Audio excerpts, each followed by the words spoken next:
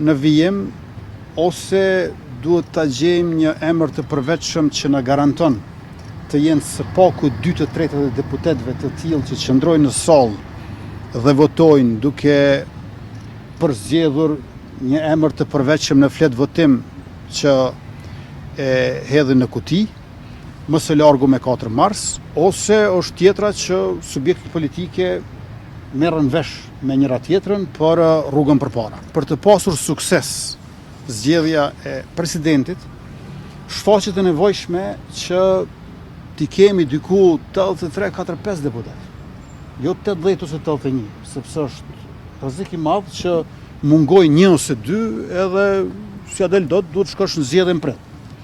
Prandaj na duhet një shumicë që i afrohet 85-shit, më shumë se sa që ngelet të 80-shit.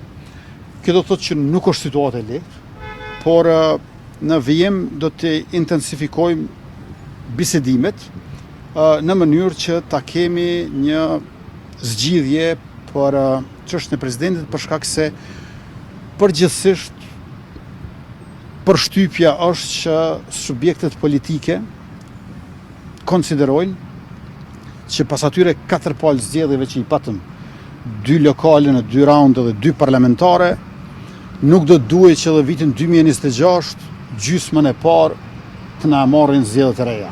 Ne nuk kemi mbledhur në nënshkrime për askë, për shkak se edhe në rast se ne i mbledhim në nënshkrimet, po e theksoj edhe një herë, ne mund të mbërrim në rastin më të mirë teorik të numrit 66, i cili është aq larg numrit 80. Nuk e mbërrim dot. Prandaj kot ne mund të nxjerrim kandidat. Ndërkohë që 2 subjekte tjera, ato thanë që ne nuk kemi as 30 për nënshkrime, sepse 30 është minimumi për ta pasur propozimin. Kurse ne këtë mund ta bëjmë kollaj. Ne në fakt mund t'i bëjmë edhe 2 kandidat. Mirë, po 66 që është shumë larg numrit 80.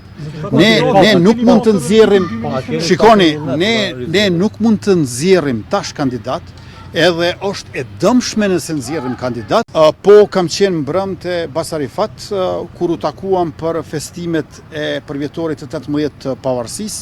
Besuam që do të kemi mundësi që të qëndrojmë pak bashkë të rrim, sepse si mi par ka herë, nuk ke një mundësi e tillë dhe e kishim lënë që të takohemi dhe shkuam atje, biseduam për zhvillimet politike.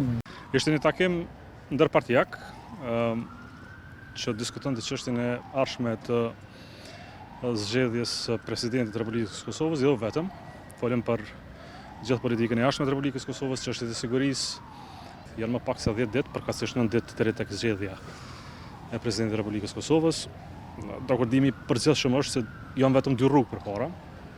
Para është që duhet ose konsenzus politik mes faktorëve të vendit, dhe ky konsenzus politik duhet ndërtohet në këto 9 ditë të ardhshme, ose duhet një marrëveshje klasike politike.